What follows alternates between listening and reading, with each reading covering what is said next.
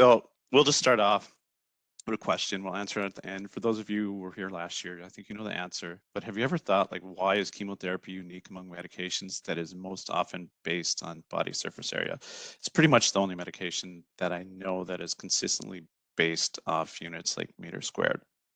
And a lot of times I ask the residents this and her pharmacy students, and they're not sure. So we'll talk about that in a little bit. All right, so this is just a quick reminder. We're not going to go into detail that for targeted or non-targeted drugs for the cytotoxic chemotherapy is they tend to work in specific components of the cell cycle.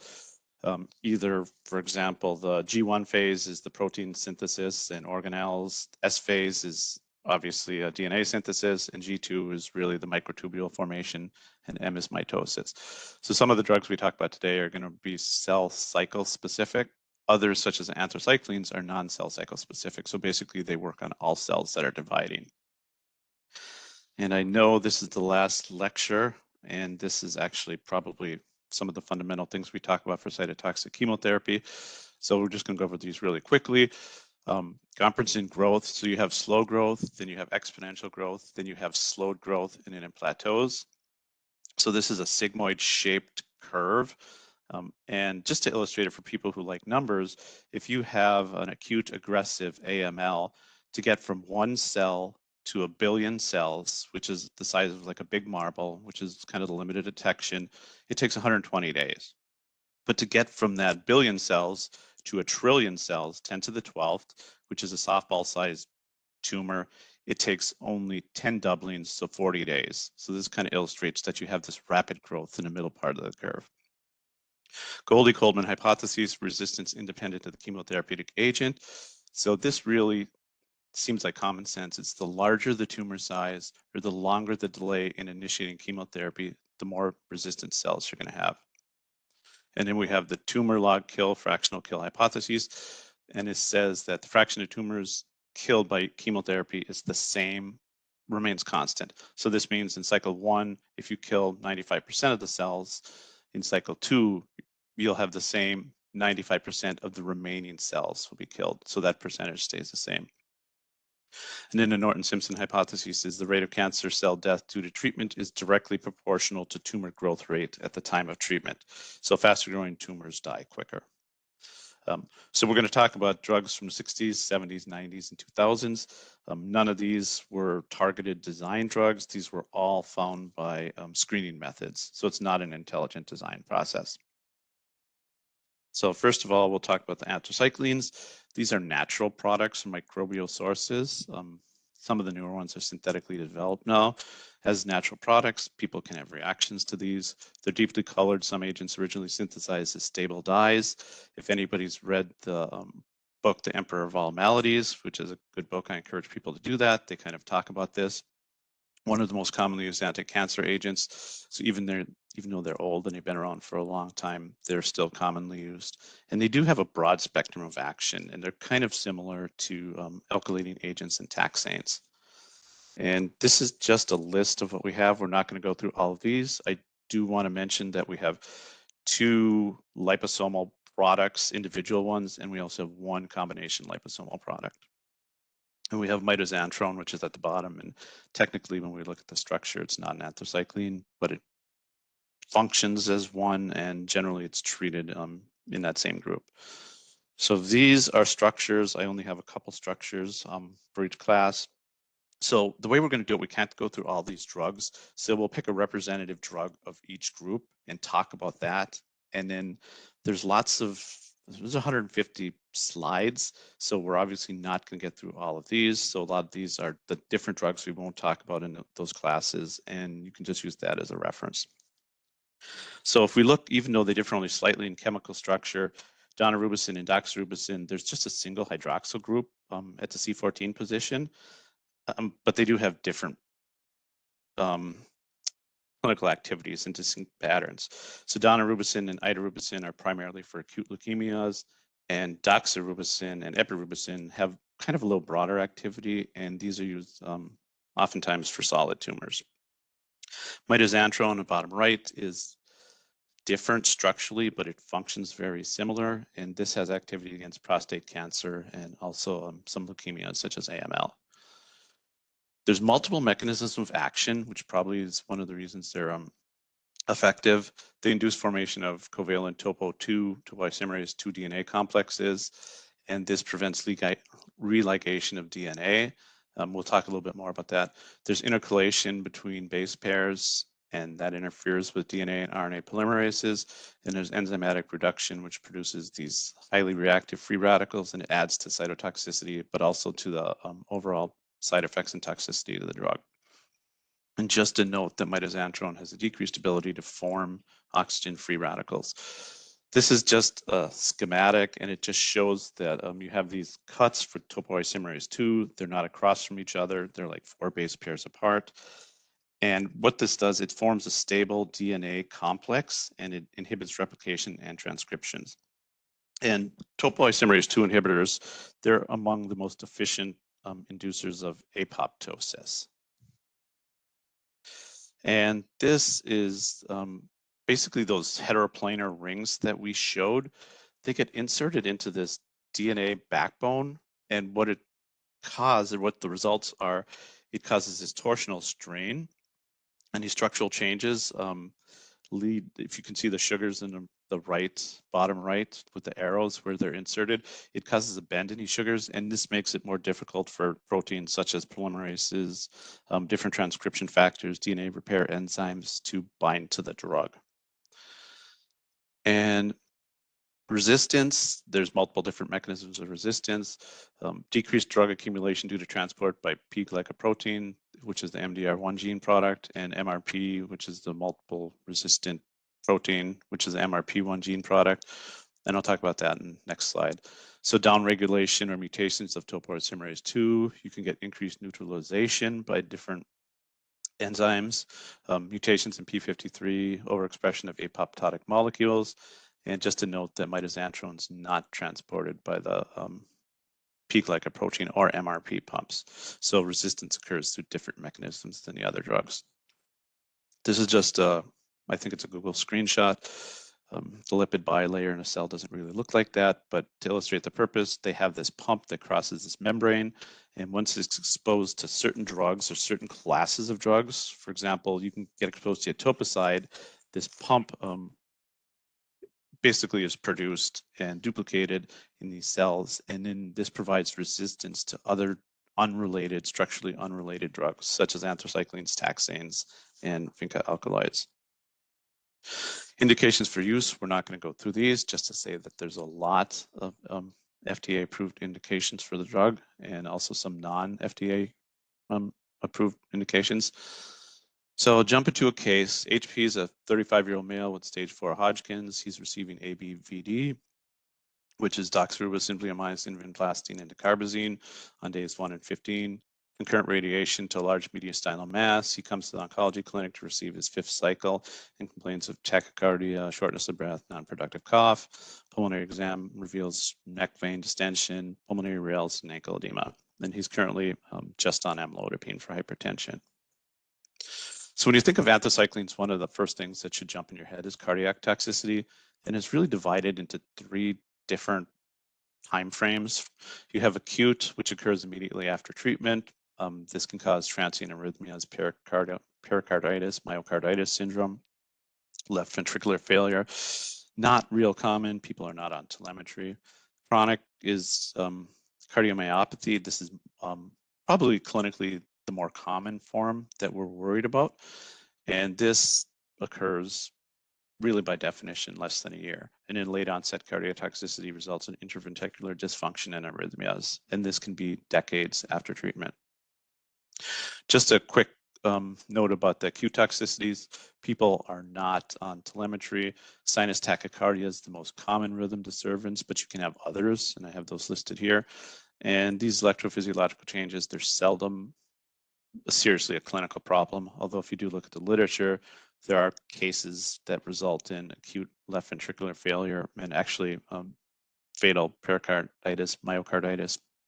I've never seen any of this really in all the years I've been here. And mechanism of the cardiotoxicity, this is the chronic toxicity. It's based on the effect of chemo and cardiomyocytes. It's type 1, death through necrosis. Obviously, that's not reversible. And type 2 is cardiomyocyte dysfunction. And this is more stunned, so you could, if you want to think of it that way, so you can get recovery. And Mike, your audio is breaking up a little bit. Is there? Okay. Well, let me try. Can you hear me now? Yeah. Okay. So chronic is really by definition presents within a year. The exact mechanism is unknown.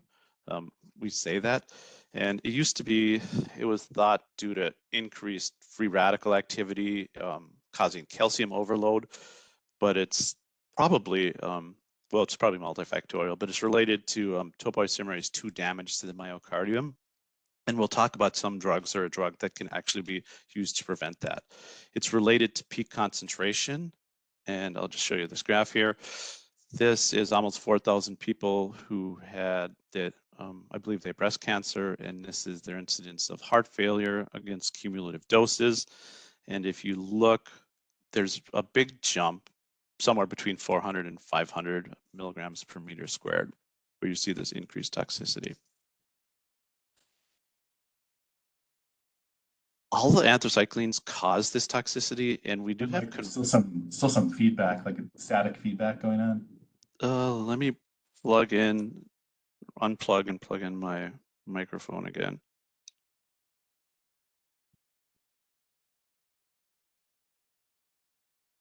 I don't know about anyone else, but Sam Rotter and I weren't getting feedback. I was gonna say it sounds fine for me. I don't know, Mike. That might be a Mike Fallon speaker situation. Okay. Anyone else hear it or no? Okay. All right, Mike, you should be good.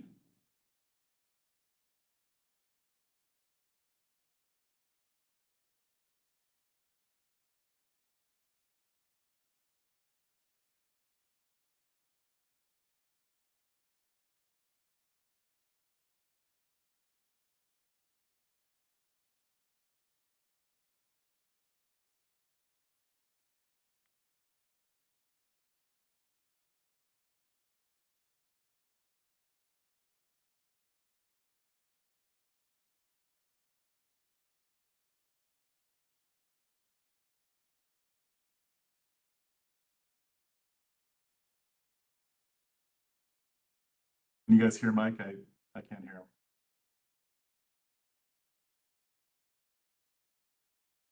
I can't hear anything right now, like from Mike.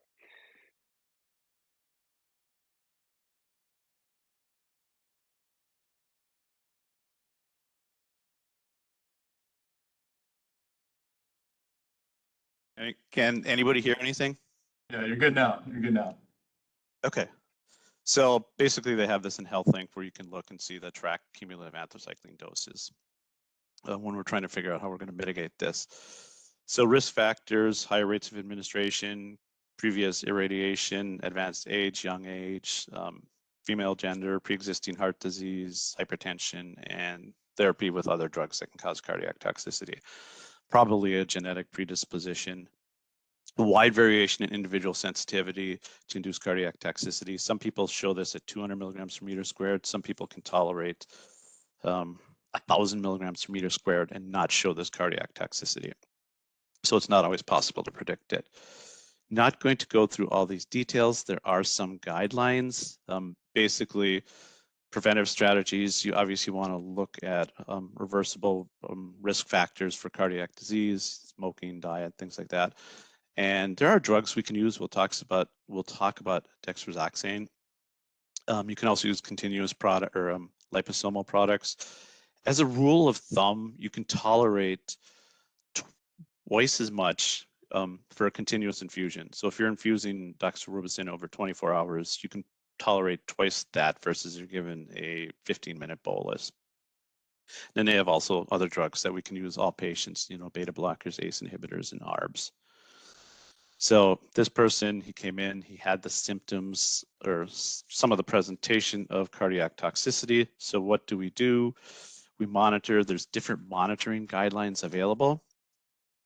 So basically, you don't memorize these, but it's to say when you reach a certain amount of doses and your ejection fraction decreases, that you require more monitoring, or you may actually change therapy. I don't think there's a lot of evidence to decrease the dose of the anthracycline once you get to that point, because that really does decrease the effectiveness. So prevention is key. Limit doses to 450 around milligrams per meter squared. You can use cardioprotective agents. We'll talk about that, and also liposomal interactions or liposomal formulations. So there's a lot of stuff was looked at. It's not effective. One that is dexrazoxane. It was thought to exhibit cardioprotective effects by chelating iron, but none of the other iron chelators worked. So that was very interesting. So they decided to look for different mechanisms. So really, it's believed to prevent anthracycline binding to topoisomerase 2B on these cardiac myocytes. So it offers that protective effect. So 2B is not the topoisomerase that the tumor cells are using for the religation and division. So you block topo2 in the cardiac cells and prevent that toxicity. It's approved for metastatic breast cancer, not for early stage, because they had some cases of poor outcomes, at least in one large early study. ASCO says other malignancies similar to above, we have used it for some others. And then it says insufficient data to support use with other anthracyclines. Likely, from what you read, that, I mean, you would speculate it would work based on the mechanism, but there really isn't a lot of evidence out there. And this is just the dosing here. And this is just the mechanism for the topo2 for people who are visual learners. So it does potentiate myelosuppression. There was concern about interference with anti-tumor activity, and then it's unknown whether it's really effective for these late onset cardiac arrhythmia type effects. So you see it more often in peds. I've seen it in, a couple handfuls of patients in adults. So some other toxicities, bone marrow suppression is primarily neutropenia, recovery 3 to 4 weeks. It's a vesicant, nausea and vomiting, so level 3 and 4, depending on what other drugs it's used with. So you want to use your 3 or 4 drug combination for that. Mucositis and diarrhea. As in most drugs, if you have mucositis, it's greater with prolonged administration in universal alopecia. So just quickly, I don't know if you guys talked about extravasation, but we have relatively good guidelines on what to do step by step. So we won't go through all of these, but I will just mention an example. And I did want to point this out because there was an interesting lawsuit that Zenocard and Toltec, so the same drug that you use to prevent cardiac toxicity, is the exact same drug that you use for extravasation. So 53-year-old female with breast cancer, basically she got treated. She presents with therapy-induced AML, and she gets treated, and this is from the nurse's note, looking at basically, they gave idarubicin, just a small amount was infused, blood return established, looking at the patient's chest, at the Hickman, there was redness on the site, and of course people are wondering, well, is this extravasation? What is this caused by? Lifted the Band-Aid, said it was tender, but the patient doesn't remember if it was earlier in the day. So chemo administration stopped and the heme fellow notified. And of course, the real patient, I mean, it happened a while ago, but it happens, of course, at 9 o'clock at night. And the question was, like, what do we do about this? Is this an extravasation? Should we apply this antidote? And for the sake of time, I won't read it all, but basically, this was Friday. Saturday, they didn't give dexrazoxane Friday night, but the following day, the patient did go to a dye study, which if you ever need that, I didn't realize they did those on Saturdays. The catheter was safe for access by the clinical services. Just an old example that if you have these peripherally, that it really does cause a lot of tissue necrosis. And I haven't seen a lot of anthracycline toxicity recently, but there's a lot of other drugs that you get questions with those. So it's probably a good idea. They're all in lexicon on how to handle these, you know, which ones have the antidotes, whether you use ice or heat. So those are probably a good thing to look at. The other thing to remember is if somebody does have an extravasation of a vesicant, we should make sure that we get a like plastic surgery consult to look at that.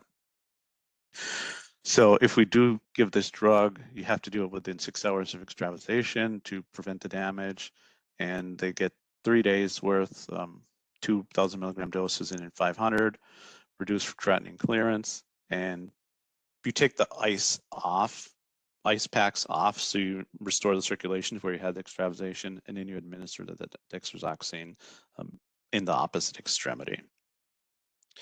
Some other effects are facial flushing, which is histamine release, doxorubicin flare, which if you're giving it peripherally, you get this red streaking in your arm, and this is where people need to differentiate between an extravasation and just this flare. Nail bed hyperpigmentation, urine discoloration, and you do get secondary malignancies, AML with cyclophosphamide, and it's all categorized as therapy-induced AML right now, but they do have some different chromosomal changes. If you look at the topo2 inhibitors, so anthracyclines and etoposide, you get 11q23 or MLL changes, and then you do get them also for alkylating agents, which is like cyclophosphamide, and those like are 5q deletions. The topo2s generally occur earlier, within a couple of years, and the alkylating agents are a little bit longer, maybe 5 to 7 years, and oftentimes they have antecedent MDS. But they're treated the same way, so they're categorized the same way, and they all have the same risk. You can also get radiation recall, where you can get recurrent energy or recurrent damage to areas that have been previously irradiated. Everybody needs to know extensive liver metabolism. It requires dose adjustments due to hepatic failure, and renal adjustment probably not necessary. The hepatic adjustments are different between the different anthracyclines, so you have to look up each one when you're making these adjustments. I just put this in here. This is a really good reference for anybody who is interested in renal and hepatic adjustments of chemotherapy meds. And all the ones in blue are just, we're not going to go over those. Those are really just for your references. So we have a 39-year-old HIV positive male, rapidly growing retroperitoneal mass, extra hepatic biliary obstruction, evidence of TLS, comes from an outside institution, plan to start hyper-CVAD. I have the meds listed here. He has an unclassified B-cell lineage lymphoma. Uric acid, or his bili is 6.8, uric acid is 10.2, but going down, and creatinine is slightly improving. So this is hyper-CVAD, the regimen, and this, again, this is a real patient.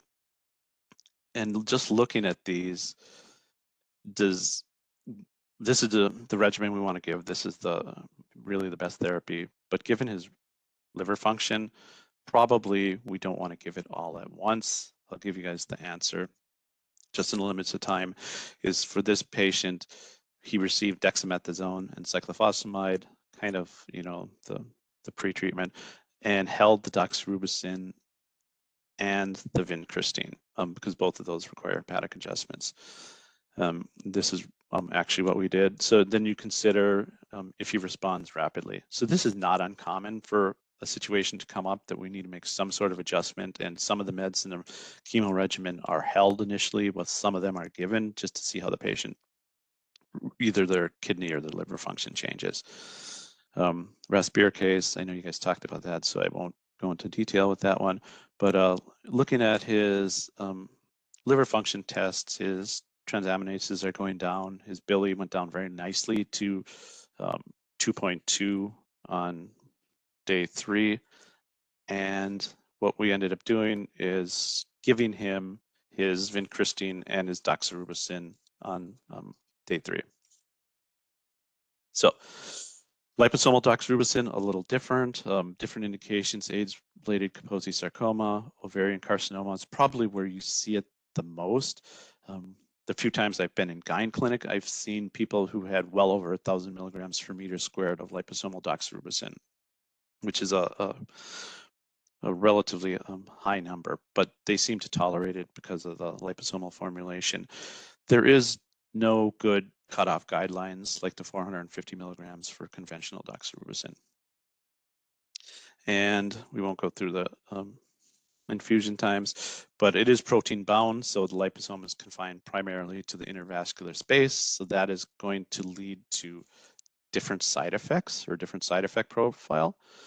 And if we look, palmar-plantar erythrodysthesias, so dose adjustment may be necessary, and stomatitis can be a dose-limiting toxicity. You can still have cardiovascular dose-limiting toxicities. It's just better tolerated than the other anthracyclines, so those are higher doses. And just to keep in mind, it's not really interchangeable. This is a black box warning with conventional daunorubicin. Daunorubicin is also a liposomal formulation, although people have sometimes done that. So this one is interesting, so I'll just spend a minute on here. So Vyxeos is the combination of daunorubicin and cytarabine in a liposome. So somebody figured out that the proper molar ratio for leukemic cells is 1:5, which is hard to deliver when you're given normally in a regimen. You give a continuous infusion of cytarabine with an anthracycline bolus. So it's really difficult to get this optimal molar ratio by these routes of administration. So they combine them in this liposomal formulation. It's approved for really the high risk AMLs, therapy induced, and AML with myelodysplastic changes.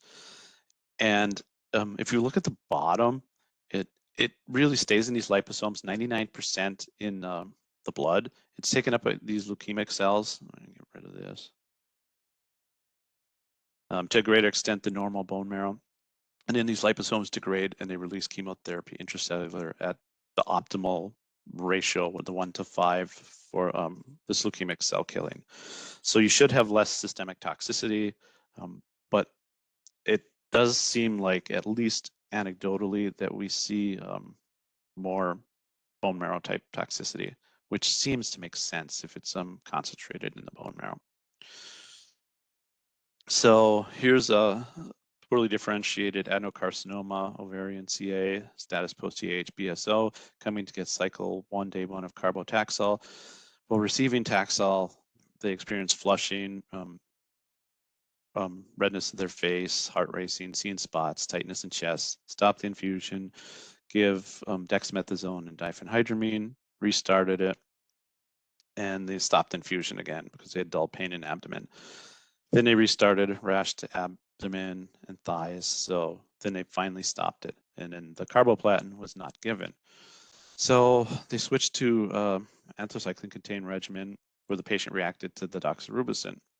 Flushed, very hot, chest heaviness, again, steroids and antihistamines, restarted. She ramped up, received the rest of her Doxil, which is the liposomal. And then halfway through her carboplatin, she noticed a rash on her trunk. So this patient had a reaction to 3 of the common drugs, the taxane, the carboplatin, and the doxorubicin that you would use to treat ovarian cancer. So she comes into the clinic the next time, and these are the orders: doxorubicin, liposomal, and carboplatin. They look like standard orders, and probably for any other patient, this would be totally appropriate.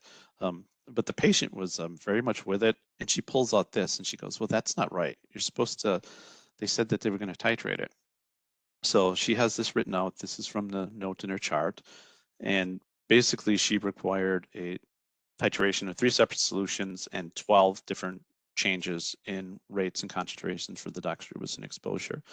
And she actually went home because this takes a while to do that, and came back, I think it was the following day, and she received her doxorubicin this way, inpatient, and she also received a cytarabine desensitization. So both of these drugs you can desensitize. They just they take time, and they have multiple different levels of exposure that you have to have. So instead of 1 order, it requires 3 orders. So I think we have an order set now that people can do this. All right. We'll skip these. We'll quickly just go to mitoxantrone. Again, you can use this for AML. It's also used for prostate cancer. I've never seen it used for breast cancer, although the reports that you use it, it's blue, so it's obviously going to change the color of your urine.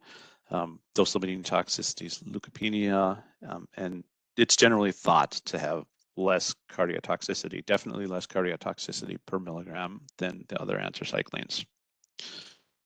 And we won't go through this. And I'm just going to mention this because it happened, is that I haven't found this in the literature, but we've had multiple patients that get this bradycardia when they're getting these AML-based regimens. And when you get 5 days of it, you brady out to, people get to the low 40s sometimes, and then generally recover like 1 or 2 days after. We won't go through drug interactions. We'll quickly talk about this one is really etoposide, again, another product, naturally produced product. So this is semi-synthetic. It's non-intercalating, so it's different from the anthracyclines that way. It is a topoisomerase 2 inhibitor used for small cell lung cancer and refractory testicular cancer. Also has activity in some other leukemias. This is interesting because it has oral absorption about 50%, so patients can get this orally. You just double the dose, and then you split it, give half in the morning, half in the evening. Highly protein bound, so low albumin, you get higher exposure, so you just have to watch for that one. And I wanted to, hypotension. So generally, if the drug's given too rapidly, it's not real common with standard doses like 100 milligrams per meter squared for small cell lung cancer. But if you are using it, some of the higher doses, 60 milligrams per kilogram, it's much more common to get hypotension. So myelosuppression, dose limiting with conventional doses. It's reversible, non-cumulative. You can get mucositis and stomatitis with high dose therapy. So it's pretty low with conventional therapy and up to 50% with high dose therapy. You get alopecia, you can get a metallic taste during infusion. And I don't have this written here, but it isn't that soluble. So it has alcohol as part of its diluent. So keep an eye out for disulfur reactions and secondary malignancies, which we already talked about. Headache, fever, bronchospasm. Cardiovascular toxicity is low. Hepatotoxicity is low also, but it does require hepatic adjustment. This is probably, out of all the hepatic adjustment meds, the softest one I've seen as far as evidence supporting it. And again, we won't go through all these. So taxanes. So paclitaxel was the original one. It has a long history. It was originally from Pacific yew trees. So you had to basically cut the trees down to get the paclitaxel. It has its cousin docetaxel here. And I'm just going to say something about these.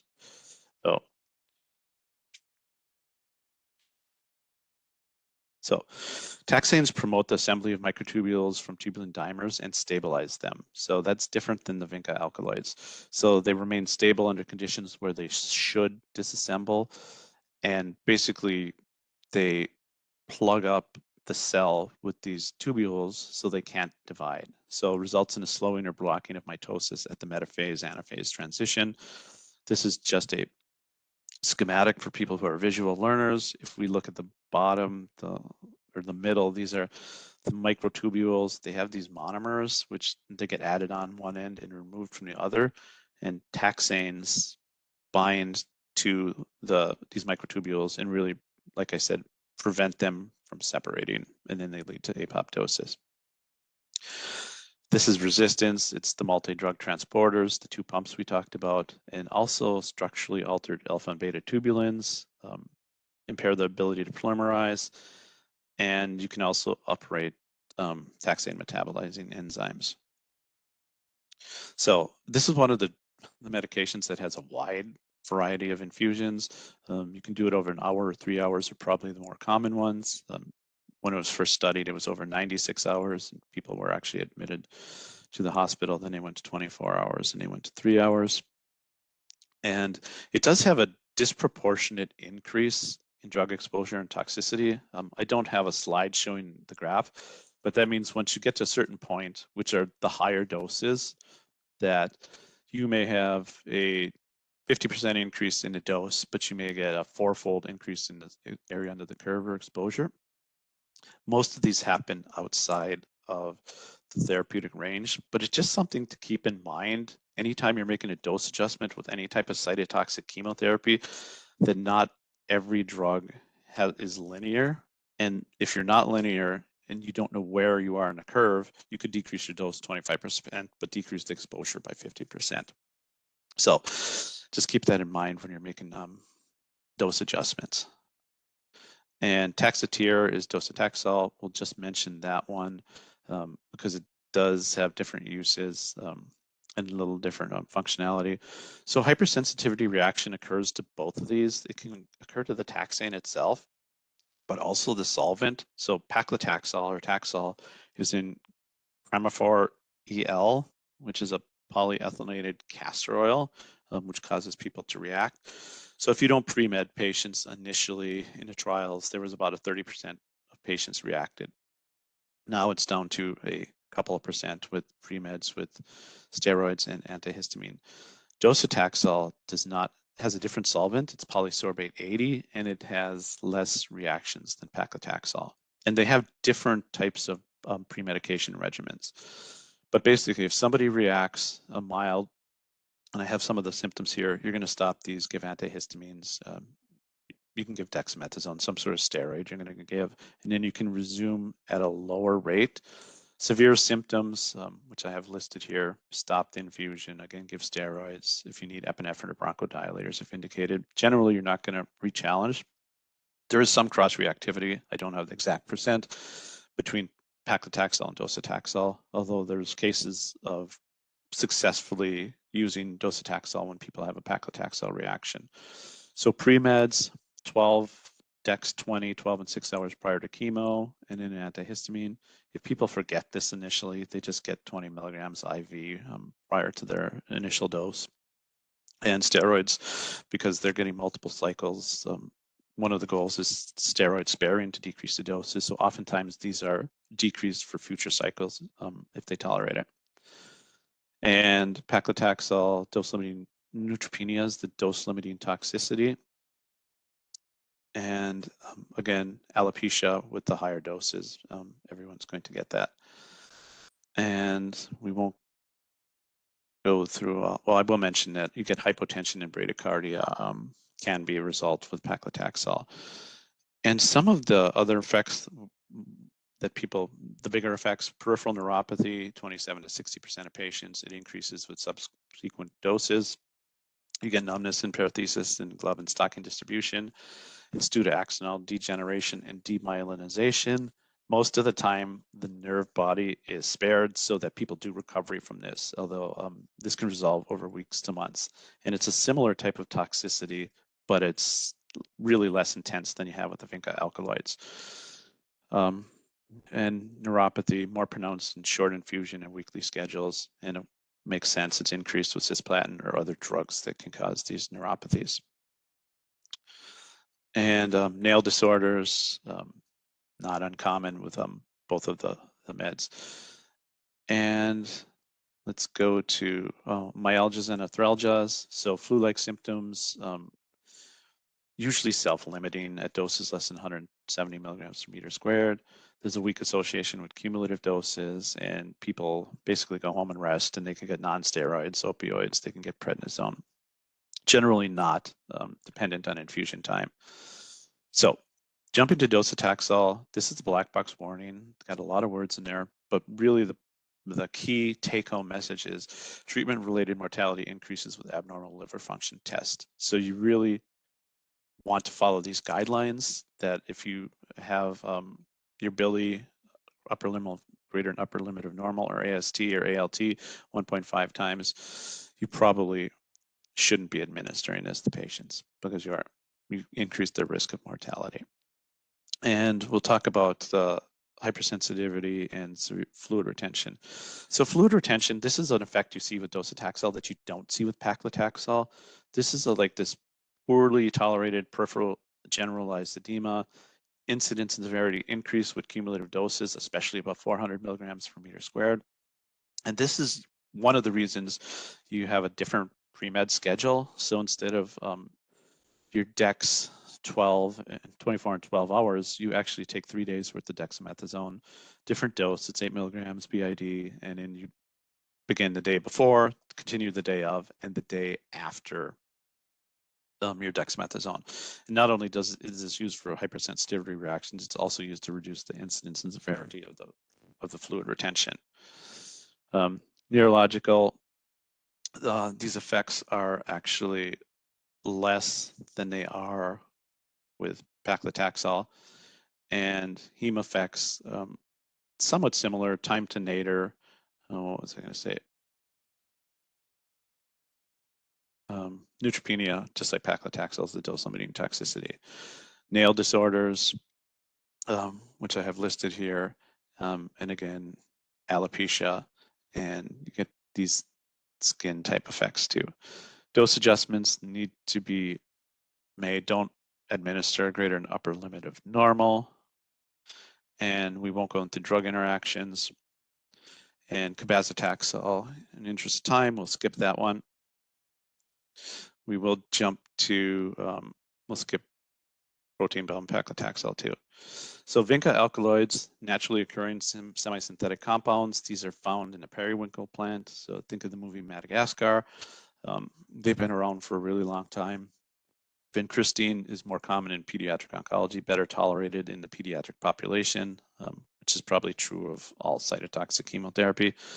And vinblastine is really an integral component for germ cell malignancies, advanced lymphomas. And this is just a picture of the plant. And this is just a structure.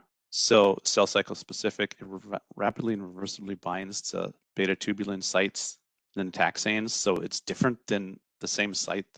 It's the tubules, but a different site. It's the Vinca domain. Introduces conformational changes, increases affinity for itself. So this makes these monomers stick together and form these aggregates that decreases these free tubulins available for assembly.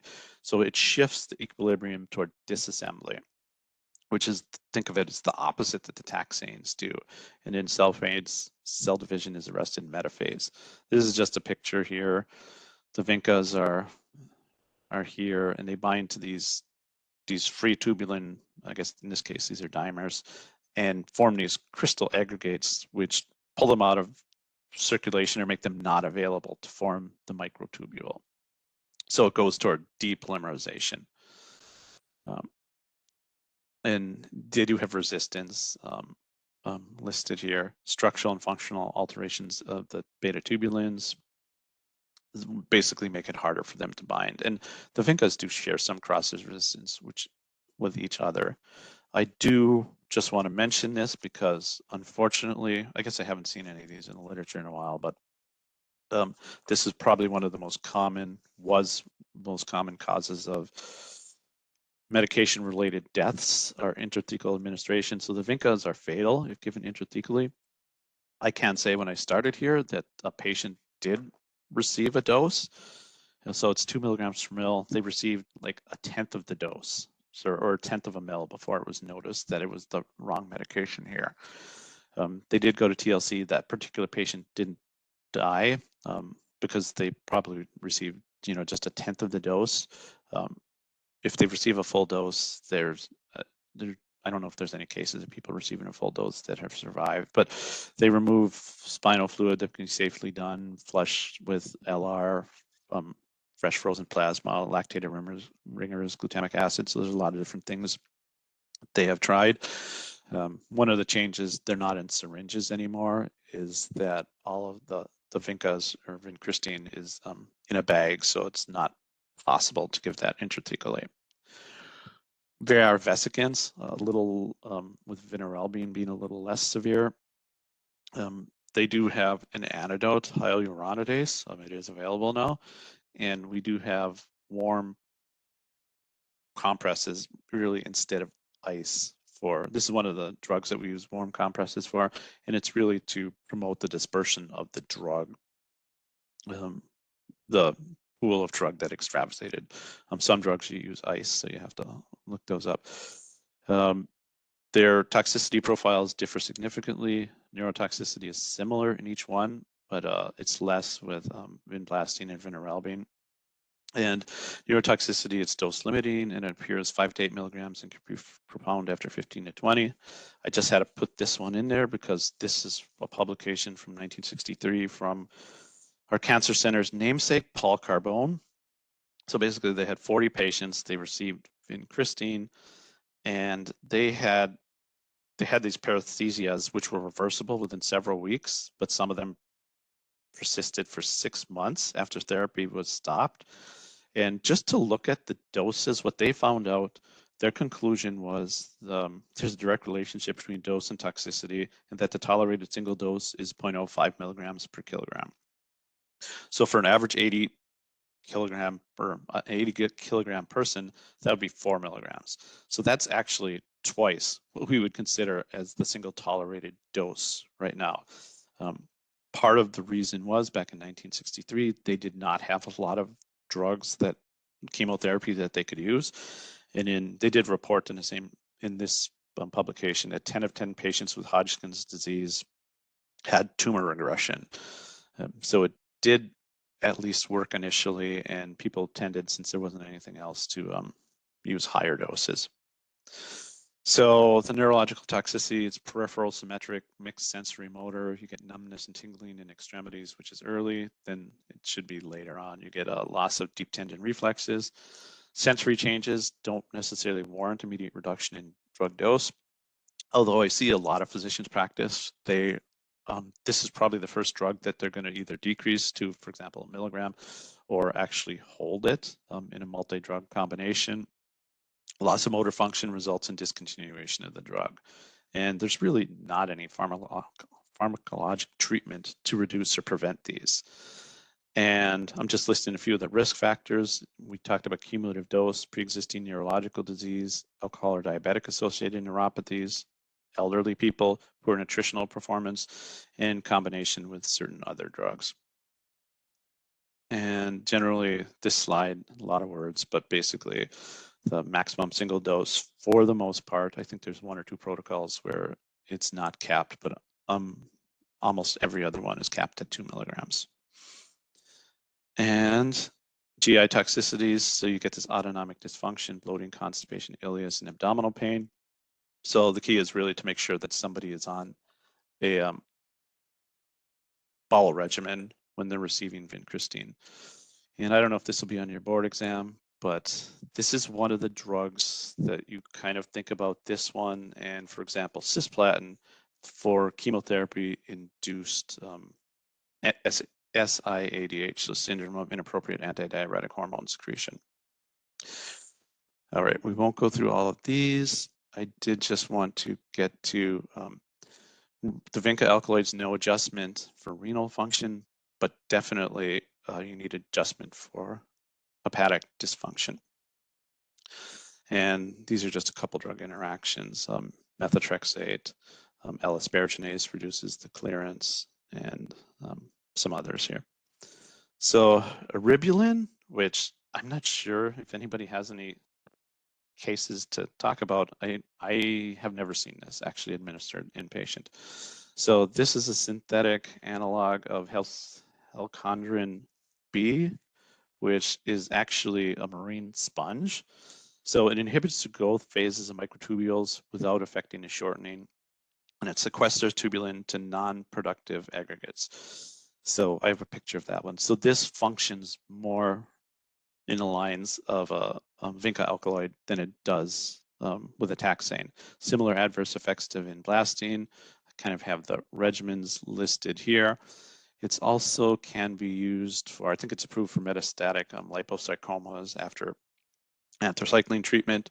This is just the schematic here. Again, it kind of binds to these little things of tubulin, forms these non-functional aggregates, and takes them out of circulation. So you really can't have this polymerization. And the last one we'll talk about is Epothilones. As far as I know, there's, well, this is another one that is formed from, what is this? This is a gram-positive bacteria that lives in the soil that produces it. And it's Epothilones, it's hexabepilone. So these are natural fungicidal macrolides produced by this this organism. These induce stabilization of the microtubules, cause arrest to G2M phase, active against cancer cells that have developed resistance to taxanes because they have,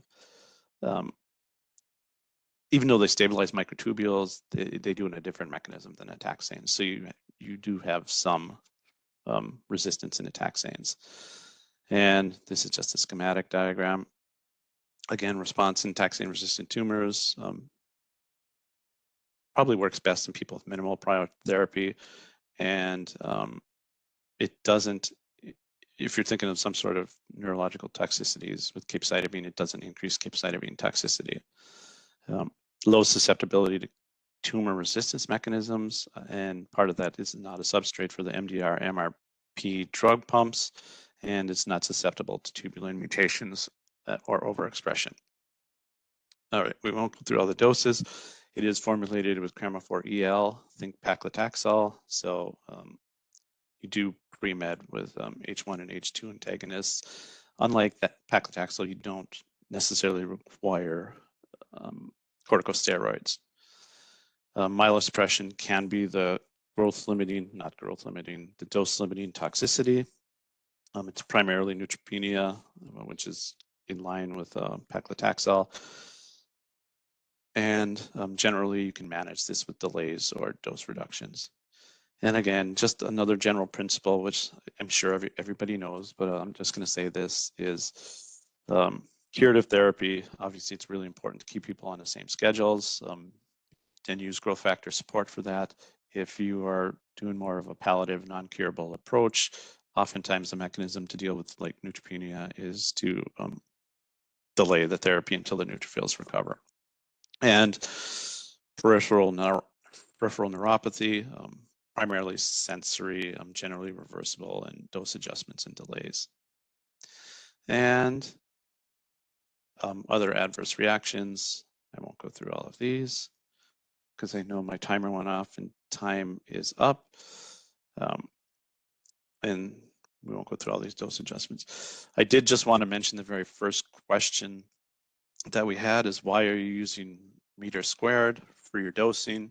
I find this very interesting. Is basically they had this anthropomorphic scaling of these drugs. This was just one of the publications looking at pediatric patients, and they titrated these mammals to a toxicity, and they found out that the closest equivalent between these, if we look at the very right-hand column, happens to be the total dose per meter squared. So this is initially how people started using meter squared for chemotherapy. This toxicity in animals was closest related to toxicity in humans versus other doses. Probably once they started this, then they started using this in trials, and it became kind of the de facto way to dose a lot of cytotoxic chemotherapy. I suspect if we had to do it now, that we would maybe not use this and use something maybe like lean body weight. All right, so that's all I have right now. What questions, or does anybody